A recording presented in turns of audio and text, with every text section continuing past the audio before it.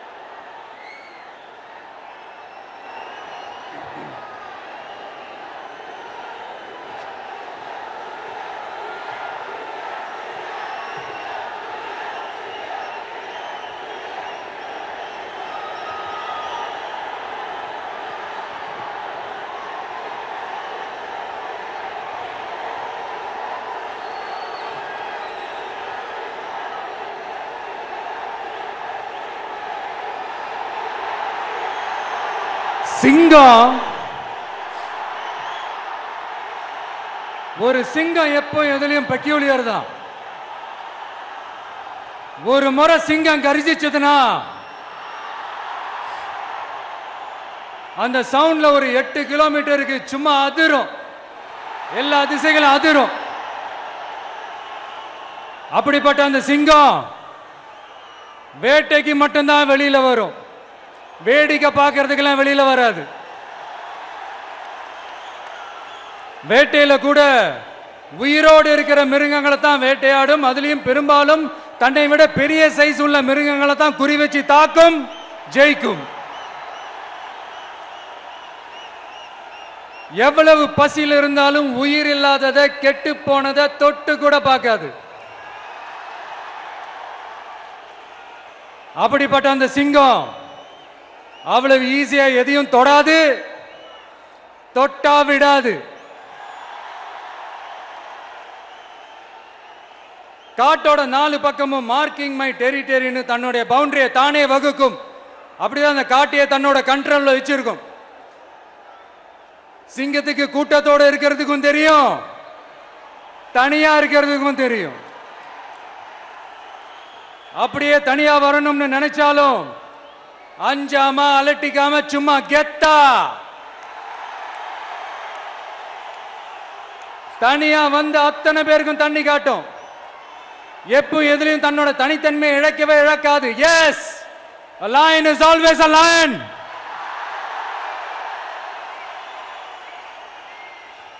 There are so many jackals and other animals in the forest, but there will be only one lion. And even if it is single, it will be the king of jungle. It is not only a description but also a clear declaration. சிங்கத்தை பத்தி பேசிட்டு நம்ம சிங்க குட்டிகளையும் சிங்க பெண்களையும் பத்தி நம்ம பேசாம இருக்க முடியுமா? அவங்கள எப்படி நான் மறப்பேன்? அவங்க தான் என்னுடைய உயிராச்சே. என் நெஞ்சில் கொடியிருக்கும்.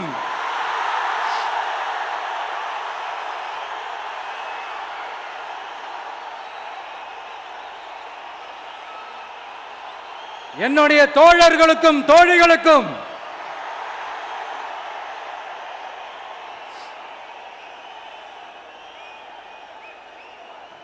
நேர்ல வர முடியாத சூழல்ல வீட்டில் இருந்துகிட்டே நம்மளுடைய இந்த மாநாட்டில் நேரலை வாயிலாக கலந்துகிட்டு இருக்கிற என்னுடைய அம்மாக்கள், அக்கா தங்கைகள், அண்ணன் தம்பிகள், நண்பர்கள் அனைவருக்கும் என்னோட உயிர் வணக்கம். என்னோட உயிர் வணக்கம். என்னோட உயிர் வணக்கம்.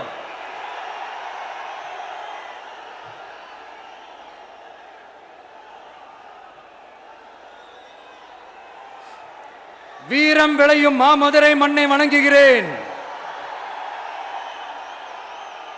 இந்த மதுரைனாலே உடனே ஞாபகத்துக்கு வருது சீறி பாஞ்சி துள்ளி குதிக்கிற யாருக்கும் அடங்காத காளைகள் விளையாடுற அலங்காநல்லூர் ஜல்லிக்கட்டு தான். நம்ம வைகை ஆறுதான் அழகர் ஆத்துல இறங்குற வைபவம். மதுரை மீனாட்சி அம்மன் இந்த மண்ணோட உண்மையான குணம், உணர்வு பூர்வமான மண் இது. அது மட்டும் இல்ல, இந்த மண்ணில் வாழ்ற மக்களும் அப்படித்தான் உணர்வு பூர்வமான ஆளுங்க. நான் இந்த மண்ணில் கால் எடுத்து வச்ச உடனே ஒரே ஒருத்தரை பத்தி தான் மனசுக்குள்ள ஓடிக்கிட்டே இருந்தது. அவர் யாருன்னு உங்களுக்கும் தெரிஞ்சிருக்கும். சினிமானாலும் சரி, அரசியல்னாலும் சரி, நமக்கு ரொம்ப ரொம்ப பிடிச்சது புரட்சி தலைவர் எம்ஜிஆர் அவர்கள் தான். அவரோட பழகிறதுக்கு எனக்கு வாய்ப்பு கிடைக்கல.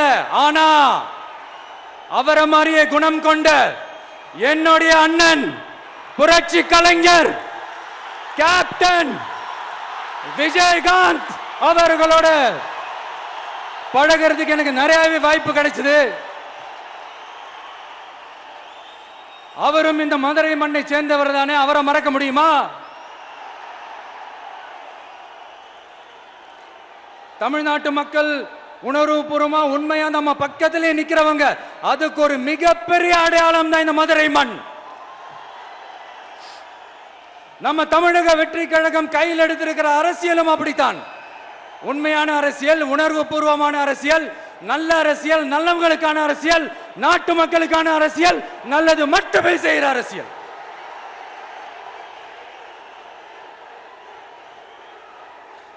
இதோ நம்மளுடைய இந்த இரண்டாவது மாநில மாநாடு வாகை சூடும் வரலாறு திரும்புகிறது. அப்படி இந்த மாநாட்டுக்கு பேர் வச்சிருக்கிறோம். 1967 1977 நம்ம தமிழக அரசியல் ஒரு மிகப்பெரிய ஆட்சி அதிகார மாற்றங்கள் ஒண்ணு நடந்துச்சு இல்லையா? அதே மாதிரிதான் அடுத்த வருஷம் 2026 அப்படி ஒரு வரலாறு திரும்ப போகுதுன்னு உறுதியா சொல்றதுக்கான மாநாடு தான் நம்மளோட இந்த இரண்டாவது மாநில மாநாடு. விக்கிரவாண்டி வீசாலையில் நம்மளுடைய ஃபர்ஸ்ட் மாநாடு நடத்தணும், வெற்றி கொள்கை திருவிழா. அதுக்கப்புறமே நீங்க பார்த்திருப்பீங்க, தமிழக அரசியல் அந்த தட்ப வெப்பத்தையே மாத்தினுச்சு. நமக்கு எதிராக எத்தனை குரல்கள். ஆனா உங்களுக்கு தான் நம்மளை பத்தி நல்லா தெரியுமே, எந்த குரலையும் காதலையே போட்டுக்காம மக்களோட குரலை மட்டுமே கேட்டுக்கிட்டு நமக்கு எதிராக வர அத்தனை கூக்குரல்களையும் சின்னதா ஒரு சிரிப்போடவே கடந்து வந்திருக்கிறோம். அது இல்லாம நம்ம மாநாட்டில் ஒலிக்கிற இந்த குரல் இந்த ஒற்றை தமிழ் மகனோட குரல் மட்டுமல்ல, ஒட்டுமொத்த தமிழ்நாட்டு மக்களுடைய குரல். தமிழ்நாட்டில் இருக்கிற ஒவ்வொரு வீட்டில இருந்தும் ஒலிக்கிற குரல், ஒட்டுமொத்த உலகெங்கும் வாழும் ஒவ்வொரு தமிழ் வீட்டிலிருந்தும் எழும் குரல். இந்த சினிமா என்கிற மாபெரும் கலை ஆயுதத்தின் வாயிலாக சாதி, மதம், இனம், பாலினம், மொழி கடந்து இந்த நாட்டின் மூளை முடுக்கெங்கும் ரசிகர்களாக இருந்து தோழர்களாக நம்மோடு பயணிக்க துவங்கியுள்ள அனைவரோடும் இணைந்த ஒவ்வொரு மனிதருக்காகவும் ஒலிக்கிற உரிமை குரல். மாநில உரிமைக்காக, பெண் உரிமைக்காக, சமூக நீதிக்காக, சமநீதிக்காக, மதச்சார்பின்மைக்காக உண்மையா ஒலிக்கிற குரல். அதனால் இந்த குரலுக்கு எதிராக இன்னும் இன்னும் எத்தனை எத்தனை குரல்கள் வந்தாலும் ஓங்கி ஒலிக்குமே தவிர ஒரு நாளும் ஓயவே ஓயாது. Yes, it is an unstoppable voice, an unstoppable force.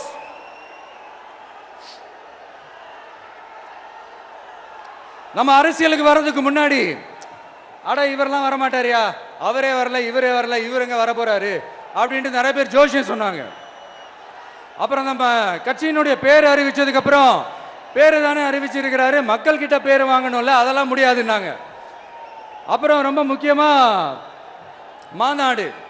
மாநாடுலாம் எவ்வளவு பெரிய விஷயம், அதெல்லாம் இவர் ஒத்தால எப்படி பண்ண முடியும், சும்மா பக்கத்தில் புஷியானதை வச்சுக்கிட்டு மாநாடுல எப்படி நடத்தி காட்ட முடியும், அதெல்லாம் அவங்களால முடியாது.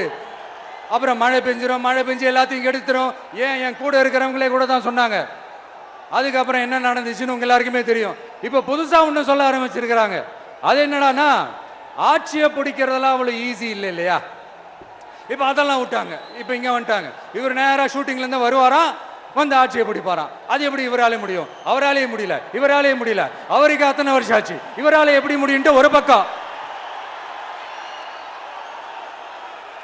இன்னொரு பக்கம் கூட்டம்லாம் ஓகே தான், அது எப்படி ஓட்டா மாறும் அப்படின்றது இன்னொரு பக்கம்.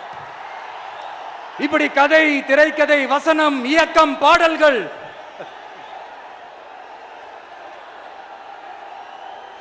அதனால இந்த அரசியல் ஆய்வாளர்களுக்கு நான் சொல்றதெல்லாம் உன்னே ஒண்ணுதான், நல்லா கேட்டுக்கங்க. இந்த விஜய் ஏதோ இந்த பல லட்சம் பேர் கூடுற கூட்டத்தில் மட்டுமே இருக்கிறாரு அப்படின்னு மட்டும் தப்பு கணக்கு போட்டாதீங்க. ஏன்னா நம்மளுடைய இந்த கூட்டம் வெறும் ஓட்டா மட்டும் இல்லைங்க, வரப்போற தேர்தலில் மக்கள் விரோத ஆட்சியாளர்களுக்கு நாம வைக்க போற வேட்டா, நம்மளை கோட்டைக்கு அனுப்ப போற ரூட்டா இருக்க போதுன்னு சீக்கிரமாவே தெரிஞ்சுப்பீங்க. ஏன்னா கோடிக்கணக்கானவங்களோட ஹார்ட்லயும் வீட்லயும் ஏற்கனவே ஆல்ரெடி உயிரா உணர்வா உறவா இருக்கிறோம். நம்மளுடைய கனெக்ட் எல்லாம் வெறும் மக்களோட மட்டும்தான். நாம யாருன்னு அவங்களுக்கு தெரியும், அவங்க யாருன்னு நமக்கு தெரியும். நாமளும் நம்ம மக்களும் எப்படி இருக்கிறோம்னு எதிரிகளுக்கு நல்லாவே தெரியும். இருந்தாலும் இந்த விஜய் எதுக்குப்பா வந்திருக்கிறாரு, இவர் என்ன புதுசா என்ன திட்டம்லாம் சொல்லிட்டாரு அப்படின்னு வேற நிறைய கேள்விகள். இந்த சொல்றேன் தெரிஞ்சுக்கங்க. பெண் குழந்தைகள், பெண்கள் மற்றும் வயசானவங்களோட பாதுகாப்புல தான் நம்ம பிரையாரிட்டியே. அடுத்து இளைஞர்கள், உழவர்கள், உழைப்பாளர்கள், நெசவாளர்கள், மீனவர்கள், ஆதரவற்ற முதியோர்கள், மாற்றுத்திறனாளிகள், மூன்றாம் பால் இனத்தவர்கள்னு இன்னும் யாருக்கெல்லாம் கவர்மெண்டோட ஒரு ஸ்பெஷல் அட்டென்ஷன் தேவையோ அவங்க எல்லாருக்குமான ஒரு கவர்மெண்ட் அமைக்கிறது தான் நம்ம இலக்கே. நான் ஏற்கனவே சொன்னது தான் நான் திரும்பவும் சொல்றேன். நம்மளுடைய இந்த தமிழக வெற்றி கழகம் ஏதோ அரசியல் ஆதாயத்துக்காக தொடங்கப்பட்ட கட்சியெல்லாம் கிடையாதுங்க.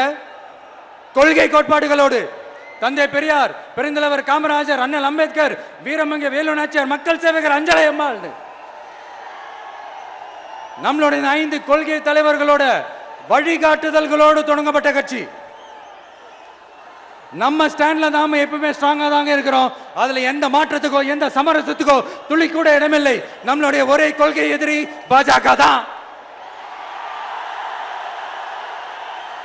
நம்மளுடைய ஒரே அரசியல் எதிரி திமுக தான். எப்படி? நம்மளுடைய ஒரே கொள்கை எதிரி, நம்மளுடைய ஒரே அரசியல் எதிரி ஏதோ அண்டர் கிரவுண்ட் ஆதாயத்துக்காக டீல் போட்டுக்கிட்டு, டீல் பேசிக்கிட்டு, இந்த அலையன்ஸ் வச்சுக்கிட்டு இந்த ஊரை ஏமாத்துற கட்சி எல்லாம் நம்ம டிவிக்கே கிடையாதுங்க. யாருக்காகவும் எதுக்காகவும் எந்த பயமும் கிடையாது. மாபெரும் பெண்கள் சக்தி நம்மளோட இருக்கிறாங்க, மாபெரும் இளைஞர்கள் சக்தி நம்மளோட இருக்கிறாங்க, ஒட்டுமொத்த தமிழ்நாட்டு மக்களுடைய சக்தி நம்மளோட நிக்கிறாங்க. அப்படி இருக்கும்போது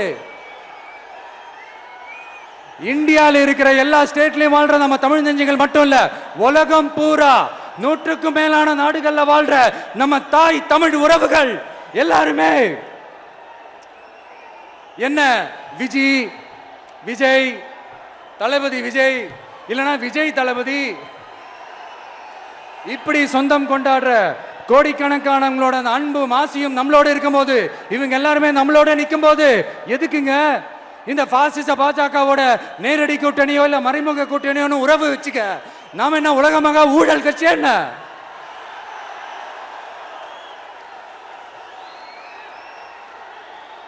நம்மளை பத்தி சின்னதா ஒரு உண்மை ஒண்ணு சொல்லலாமா? என்னடா இவர் வாயால இப்படி சொல்றாருன்ட்டு யாரும் தவறா நினைச்சுக்க வேணாம். ஏன்னா இது ஒரு விதத்துல ஒரு ஃபேக்டும் கூட, அதனாலதான் நான் சொல்லணும்னு ஆசைப்படுறேன். நம்ம யார் தெரியும்ல? நாம எல்லாருமே சொல்றேன், நாம யார் தெரியும்ல? இந்தியாவின் மாபெரும் மக்கள் சக்தி கொண்ட ஒரு மகத்தான வெகுஜன மக்கள் படை.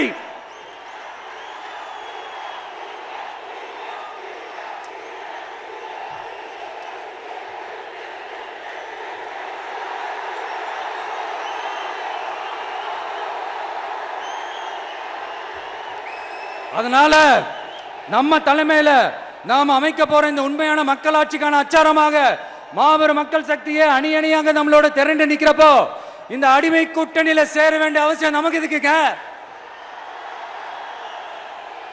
நம்மளுடைய இந்த கூட்டணி சுயமிழந்த கூட்டணியெல்லாம் இருக்காது, சுய மரியாதை கூட்டணியா தான் இருக்கும். இந்த ஒரு பக்கம் RSS கிட்ட அடிபணிஞ்சுக்கிட்டு, இன்னொரு பக்கம் மதச்சார்பற்ற கூட்டணின்னு இந்த மக்களை ஏமாத்துற கூட்டணியெல்லாம் நம்ம கூட்டணி இருக்காது.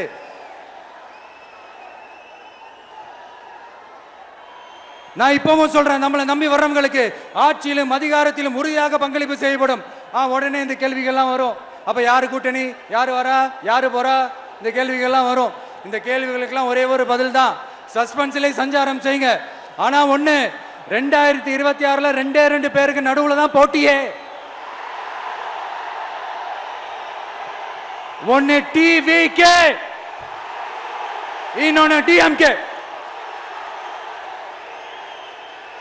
இந்த போட்டி எப்படி இருக்க போதுன்னா, இந்த அலையன்ஸை வச்சு எப்படியாவது நம்ம தப்பிச்சிடலாம். என்ன இந்த அறத பழைய இந்த மேத்தமேட்டிக்ஸ் அரித்மேட்டிக்ஸ் இதெல்லாம் வச்சு எப்படியாவது நம்ம தப்பிச்சிடலாம் அப்படின்னு நினைக்கிறவங்களோட அந்த கனவு ஒரு நாளும் மைப்படாது. சரி, இப்ப நம்ம வேற ஒரு ஏரியாவுக்கு ஒன்று வருவோம். எதிர்காலம் வரும், என் கடமை வரும், இந்த கூட்டத்தின் ஆட்டத்தை ஒழிப்பேன்.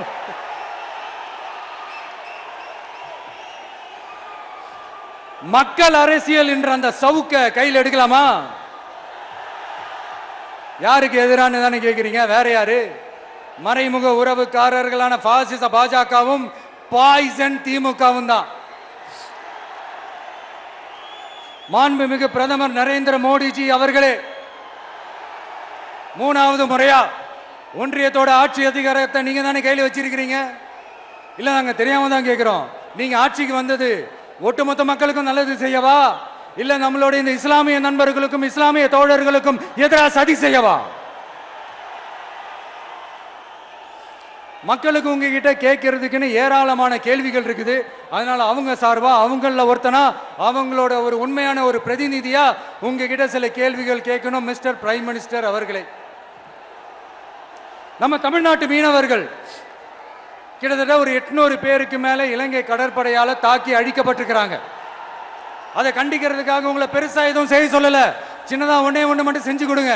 இனிமேலாச்சும் எங்களுடைய மீனவர்கள் பாதுகாப்பா இருக்கிறதுக்காக இந்த கச்சத்தீவை இலங்கை கிட்ட இருந்து மீட்டு கொடுத்துருங்க, அது போதும். உங்களுடைய இந்த முரட்டு பிடிவாதத்தால நீங்க நடத்துற இந்த நீட்டு தேர்வு, அதனால இங்க என்னென்ன நடக்குதுன்னு சொல்றதுக்கே மனசு வலிக்குது. அதனால அந்த நீட்டு தேர்வு தேவையில்லைன்னு அறிவிச்சிருங்க, அது போதும். செய்வீர்களா திரு நரேந்திரபாய் தாமோதர் மோடிஜி அவர்களே? எங்களுக்கு என்னென்ன தேவையோ, என்னென்ன நல்லதோ அதெல்லாம் செய்ய மாட்டேங்கிறீங்க. ஆனா ஆட்சி அதிகாரத்தை மட்டும் கையில வச்சுக்கிட்டு மக்களை ஏமாத்த நேரடியாக ஒரு பாசிச பாஜக அடிமை கூட்டணி ஒண்ணு. அடுத்து உங்களோட இந்த மைனாரிட்டி ஆட்சியை ஓட்டுறதுக்காக மறைமுகமாக RSS அடிமை குடும்பம்னு இன்னொரு கூட்டணி. இப்படி மக்கள் சக்தியே இல்லாத இந்த ஊழல் கட்சிகளை மிரட்டி அடிபணிய வச்சு 2029 வரைக்கும் சொகுசு பயணம் போயிடலாம்னு திட்டம் தீட்டி வச்சிருக்கிறீங்க. அதானே ஜி? என்ன ஜி? ஒண்ணு மட்டும் சொல்றேன், தெரிஞ்சுக்கங்க.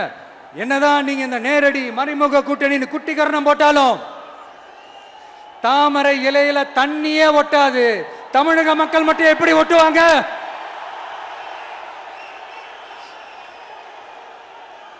இங்க ஒரு MP சீட்டு கூட தரலன்றதுக்காக தமிழ்நாட்டுக்கும் தமிழ்நாட்டு மக்களுக்கும் எதுவுமே செய்யாம ஓரவஞ்சனை செய்யுது இந்த ஒன்றிய பாஜக அரசு.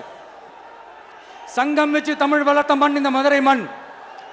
அதனால இங்க அந்த கீழடியில கிடைச்ச ஆதாரங்களை எல்லாம் மறைச்சிட்டு எங்க நாகரிகத்தையும் எங்க வரலாறையும் அழிக்கிறதுக்காக உள்ளடி வேலை செய்யலாம்னு நினைக்கிறீங்க. தமிழ்நாட்டை தொட்ட என்ன நடக்கும் நீங்க பல உதாரணங்கள் இருக்குது.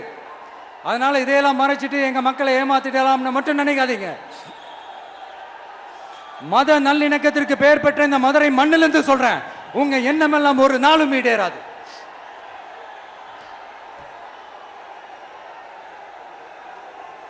எம்ஜிஆர்னா யார் தெரியும்ல?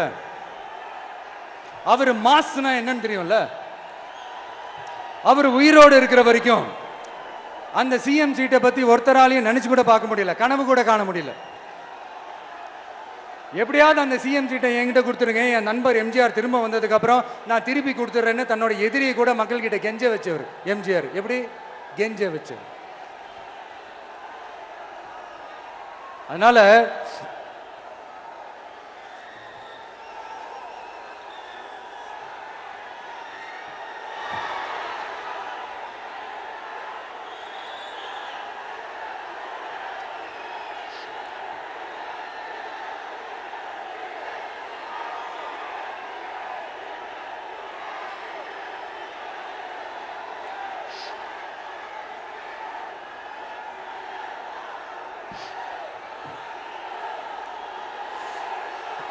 ஆனா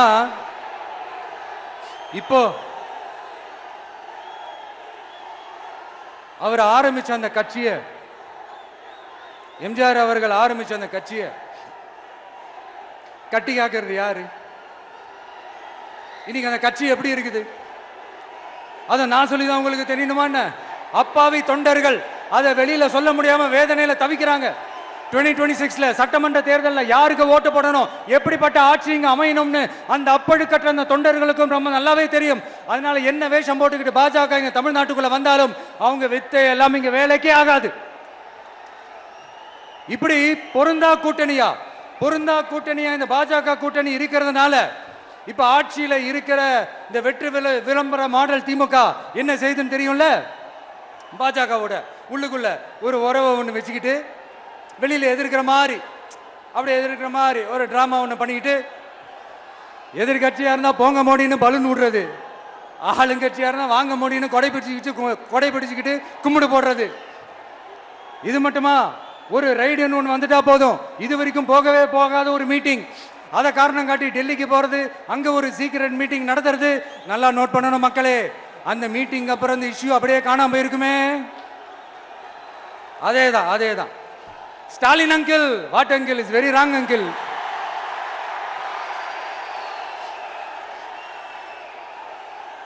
இப்படி தமிழ்நாட்டில் இப்ப நடக்கிற இந்த ஆட்சியினுடைய லட்சணத்தை பார்த்துக்கிட்டு நாம எப்படி சும்மா இருக்க முடியும்? ஒரு தவறு செய்தால், அதை தெரிந்து செய்தால், அவர் கபட நாடக மு.க. ஸ்டாலின் அங்கிளாகவே இருந்தாலும், அங்கிள் உங்களுக்கு மனசாட்சின்னு ஒன்று இருந்துச்சுன்னா நாங்க கேட்கிற கேள்விகளுக்கு மட்டும் கொஞ்சம் பதில் சொல்லுங்க அங்கிள். நீங்க நடத்துற இந்த ஆட்சியில நேர்மை இருக்கா, நியாயம் இருக்கா, ஊழல் இல்லாம இருக்கா, சட்டம் ஒழுங்கு சரியா இருக்கா, பெண்களுக்கு பாதுகாப்பு இருக்கா, பொதுமக்களுக்கு பாதுகாப்பு இருக்கா, இயற்கை வளங்களுக்கு பாதுகாப்பு இருக்கா? சொல்லுங்க மை டியர் அங்கிள், சொல்லுங்க. டாஸ்மாக்ல மட்டுமே இது வரைக்கும் 1000 கோடிக்கு மேல ஊழல்னு சொல்றாங்க. அதுல மட்டுமா தப்பு நடக்குது? வேற எதுல தான் நடக்கல? உலகத்திலே மிஸ்டர் கிளீன் ரெக்கார்ட்ஸ் எல்லாம் உங்களுக்கும் உங்க கூட இருக்கிறவங்களுக்கும் மட்டும்தான் அங்கிள் கொடுக்கணும். இதை பார்த்து வாயே இல்லாத ஊரு கூட வயிறு வலிக்கு சிரிக்குது. பெண்களுக்கு 1000 ரூபாய் கொடுத்துட்டீங்கன்னா போதுமா அங்கிள்? அப்படியே அதை மூடி மறைச்சிடலான்னு பாக்குறீங்களா? படிக்கிற இடத்துல, வேலைக்கு போற இடத்துல, வெளியில போற இடத்துலன்னு அவங்களுக்கு பாதுகாப்பே இல்லைன்னு ஒட்டுமொத்த பெண்களும் கதறாங்க. அந்த கதறல் சத்தம் ஏதாவது உங்க காதுல கேக்குதா அங்கிள்? இதுல வேற உங்க அப்பான்னு கூப்பிடுறாங்கன்னு வேற சொல்றீங்க. What is this uncle? Is very very wrong uncle, is very very wrong. பெண்களுக்கு மட்டுமா பொய் வாக்குறுதி கொடுத்து ஏமாத்துறீங்க? அரசு ஊழியர்கள், ஆசிரியர்களை ஏமாத்துறீங்க, விவசாயிகளை ஏமாத்துறீங்க, பரந்தூர்ல பாதிப்பே வராதுன்னு சொல்லி ஏமாத்துறீங்க, மீனவர்களை ஏமாத்துறீங்க, போதைப் பொருள் கலாச்சாரத்தை ஒழிக்காம ஏமாத்துறீங்க. ஐயோ, very very வஸ்ட் uncle, very very வஸ்ட். எப்படி கேட்டாலும் இவங்க கிட்ட இருந்து எந்த பதிலும் வரப்போறதில்லை. ஏன்னா இருந்தா தானே. இப்ப ஆட்சியில இருக்கிற நம்மளுடைய அங்கிள் பதில் சொல்றது இருக்கட்டும். மக்களை நீங்க சொல்லுங்க, நீங்க உண்மையை சொல்லுங்க. செய்வோம்னு சொன்னாங்களே, சொன்னதெல்லாம் செஞ்சாங்களா? உங்களை தான் கேக்குறேன், சொன்னதெல்லாம் செஞ்சாங்களா? சத்தமா மை டியர் அங்கிள், கேக்குதா? மக்களோட சத்தம் கேக்குதா? இது வெறும் சாதாரணமான முழக்கம் தான். கூடிய சீக்கிரம் மக்களை போய் சந்திக்க போறேன், அவங்களோட மனசு விட்டு பேச போறேன். அதுக்கப்புறம் இந்த சாதாரணமான முழக்கம் இடி முழக்கமா மாறும். அத்தோட நிக்காது. அந்த இடி முழக்கம் தமிழ்நாட்டோட போர் முழக்கமா மாறும். அந்த போர் முழக்கம் உங்களை ஒரு நிமிஷம் கூட தூங்க விடாது. நடக்குதா இல்லையான்னு பாருங்க. என்னடா இவன் இவ்வளவு ஸ்ட்ராங்கா சொல்றானேன்னு பாக்குறீங்களா? எல்லாரும் கட்சி ஆரம்பிச்சதுக்கு அப்புறம் தான் ஒவ்வொரு வீட்டுக்குள்ளேயும் போறதுக்கு ட்ரை பண்ணுவாங்க. ஆனா நாங்க அப்படி இல்லை. ஒவ்வொரு வீட்டுக்குள்ளேயும் போனதுக்கு அப்புறம் தான் கட்சியாவே ஆரம்பிச்சிருக்கிறோம்.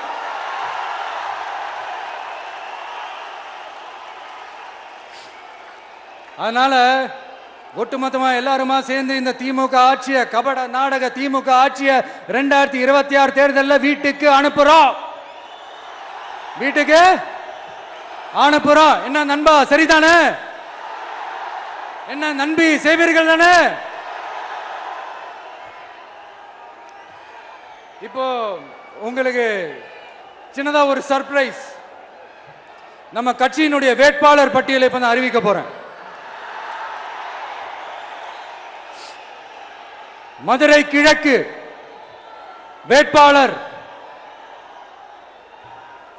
விஜய். இன்னும் முடிக்கல. ஒரு நிமிஷம், இன்னும் முடிக்கல. மதுரை மேற்கு வேட்பாளர்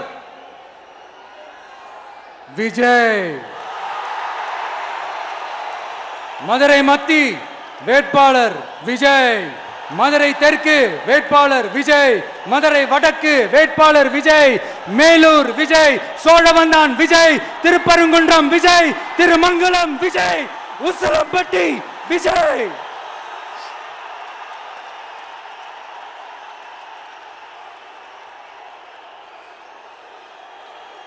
என்னடா எல்லா தொகுதியிலையும் ஒரே வேட்பாளர்னு பாக்குறீங்களா? 234 தொகுதியிலையும் இந்த விஜய் தான். அதாவது உங்க விஜய் தான் உங்க சின்னம். இன்னும் சிம்பிளா சொல்லணும்னா உங்க வீட்டில் இருக்கிற ஒருத்தர் தான் வேட்பாளரா நிக்க போறாங்க. அந்த வேட்பாளரும் நானும் வேறு வேறு இல்லை. நீங்க அவருக்கு ஓட்டு போட்டீங்கன்னா எனக்கு ஓட்டு போட்ட மாதிரி. இந்த முகத்துக்காக நீங்க ஓட்டு போட்டீங்கன்னா உங்க வீட்டில் இருக்கிற உங்களுடைய வேட்பாளர் ஜெயிச்ச மாதிரி. என்னடா இவர் ஏதோ ஓவரா சொல்றாருன்னு நினைக்க வேணாம். பிராக்டிக்கலா அப்படிதான் இருக்கும், அப்படிதான் இருக்கணும். நீங்களும் அப்படிதான் நினைப்பீங்கன்னு நான் நம்புறேன். ஏன்னா இது நம்மளை விட நம்ம எதிரிங்களுக்கு இன்னும் நல்லாவே தெரியும். அதனால எல்லாம் இந்த அதிகார பலம் எல்லாத்தையும் தூக்கிட்டு வந்துருவாங்க. வரட்டும், பாத்துக்கலாம். TVK will take it, TVK will meet it, TVK will compete with it and TVK will conquer it. TVK will conquer it.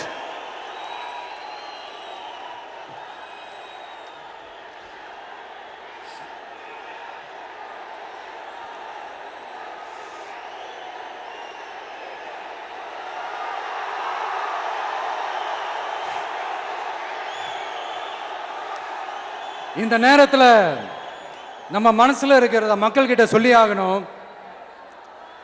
Thoothukudi ஸ்னோலினோட அம்மா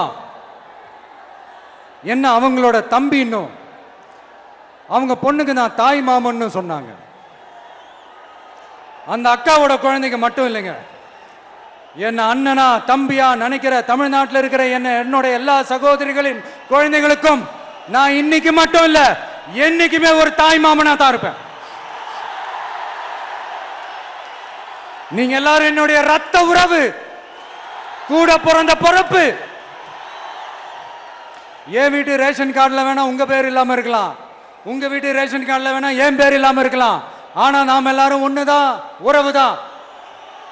நமக்கு இடையே எந்த அரசியலும் உள்ள நுழையவே முடியாது. என்கிட்ட இருந்து உங்களையும் உங்ககிட்ட இருந்து என்னையும் எந்த சக்தியாலும் பிரிக்கவே முடியாது. அப்புறம் நான் ஒன்னும் இந்த மார்க்கெட் போனதுக்கு அப்புறம், ரிட்டையர் ஆனதுக்கு அப்புறம் அடைக்கலம் தேடி அரசியலுக்கு வரல. படைக்கலனோட வந்திருக்கிறோம். பவர்ஃபுல் போர்ஸோட, மாபெரும் படை வரிசையோட, எல்லாத்துக்கும் தயாராகி தான் வந்திருக்கிறோம். இவ்வளவு தயாரா நாம அரசியலுக்கு வர்றதுக்கு ரொம்ப ரொம்ப முக்கிய காரணம் ஒண்ணு இருக்கு. அது என்ன தெரியுமா? நன்றி கடன், நன்றி கடன், நன்றி கடன். கிட்டத்தட்ட ஒரு 30 வருஷமா, 30 வருஷத்துக்கு மேல நீங்க தான், நம்ம மக்கள் தான் என் கூட நிக்கிறீங்க, எனக்காக நிக்கிறீங்க, என்னை தாங்கி பிடிக்கிறீங்க, மனசுல ஏந்தி பிடிக்கிறீங்க, தாய் அன்போட மடியில ஏந்திக்கிறீங்க. உண்மையை சொல்லணும்னா வேற யாரை விடவும் வேற யாரை விடவும் எனக்கு இந்த அன்பையும் ஆதரவையும் கொடுத்திருக்கிறீங்க. என் மேல உயிரையே வச்சிருக்கிறீங்க. என்ன உங்க வீட்டுல ஒருத்தனாவே ஆக்கிட்டீங்க. நீங்க எனக்கு கடவுள் கொடுத்த வரம்.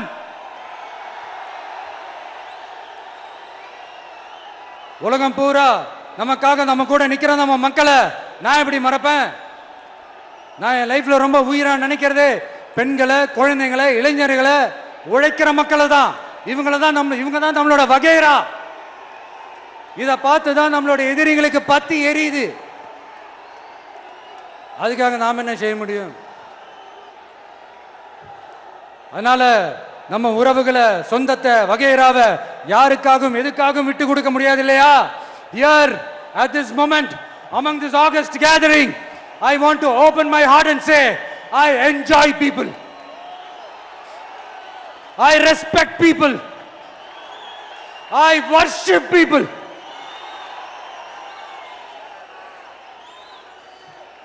சரிப்பா, இவ்வளவு செஞ்ச நம்ம மக்களுக்கு நன்றி கடனா உன்னால முழுமையா செலுத்த முடியுமான்னு கேட்டா சத்தியமா சொல்றேன், என்னால முடியாதுதான்.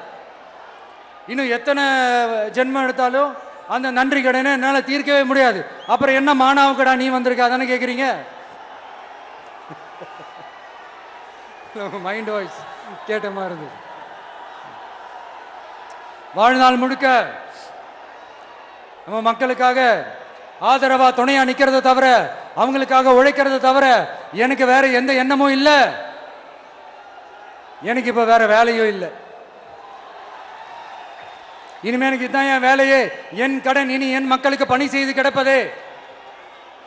இப்படியா ஹார்ட் டு ஹார்ட் யதார்த்தமா பேசிய பழகிட்டோம். இதுக்கு மேலேயும் எனக்கும் மக்களுக்கும் இடையே இருக்கிற அந்த உறவை பத்தி நான் பேச ஆரம்பிச்சேன்னா ஒரு மாதிரி எமோஷனல் ஆகிடுவேன். அப்புறம் அதை கண்ட்ரோல் பண்றது ரொம்ப கஷ்டம். அதனால என்னை மனசார நேசிக்கிற நம்ம மக்களுக்கு ஒன்றே ஒன்று சொல்றேன்.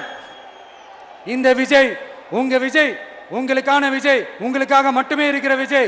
உங்க கூட நிக்க, உங்களுக்காக நிக்க, உண்மையா நிக்க, உணர்வோட நிக்க, உறுதியா நிக்க, உங்க கூட பேச, உங்களுக்காக பேச, உண்மையா பேச, உணர்வோட பேச, உறுதியா பேச, உங்களுக்காக சேவை செய்ய உங்க விஜய் நான் வர.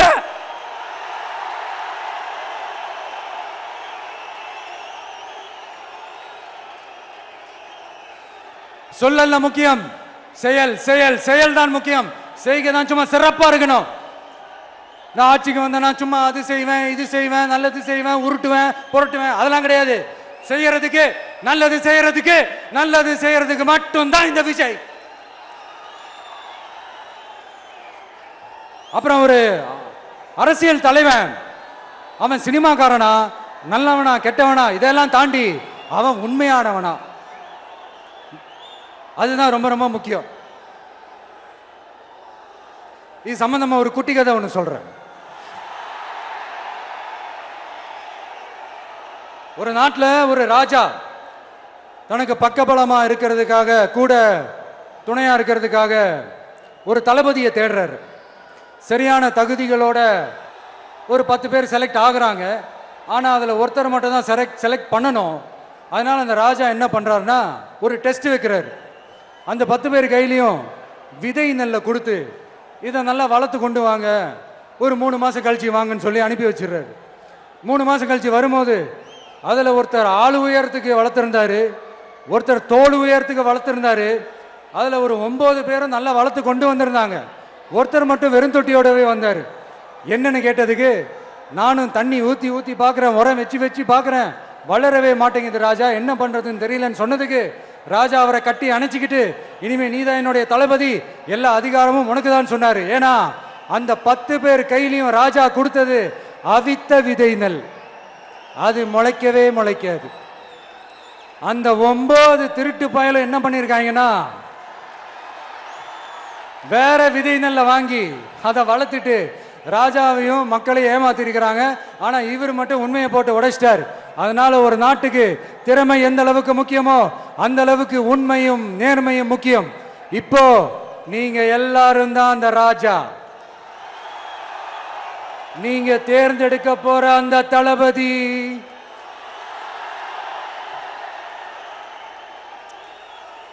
சும்மா சினிமாக்காரன் சினிமாக்காரன் சினிமாக்காரன். அம்பேத்கர் அவர்களை தோக்கடிச்சது சினிமாக்காரன் இல்ல, அரசியல்வாதி. காமராஜர் அவர்களை தோக்கடிச்சது இங்க விருதுநகர் பகுதியில் தோக்கடிச்சது சினிமாக்காரன் இல்ல, இன்னொரு அரசியல்வாதி. இன்னைக்கும் நம்ம கூட வாழ்ந்துட்டு இருக்கிற நல்ல கண்ணு ஐயாவை தோக்கடிச்சது சினிமாக்காரன் இல்ல, அரசியல்வாதி. இப்படிப்பட்ட நல்ல நல்ல தலைவர்களை எதிர்த்து நின்று தோக்கடிக்கணும்னு அந்த எண்ணத்தை உருவாக்குனது சினிமாக்காரன் இல்ல, அரசியல்வாதி. அதனால எல்லா அரசியல்வாதியும் அறிவாளியும் கிடையாது, எல்லா சினிமாக்காரனும் முட்டாளும் கிடையாது. கான்பிடண்டா இருங்க, நல்லதே நடக்கும், வெற்றி நிச்சயம். மீண்டும் சந்திக்கும் வரை நன்றி, வணக்கம். பிளே ஸ்டோர் மற்றும் ஆப் ஸ்டோரில் இருந்து பாலிமர் செயலியை QR கோடு மூலம் பதிவிறக்கம் செய்யுங்கள். செய்திகளை உடனுக்குடன் பெறுங்கள்.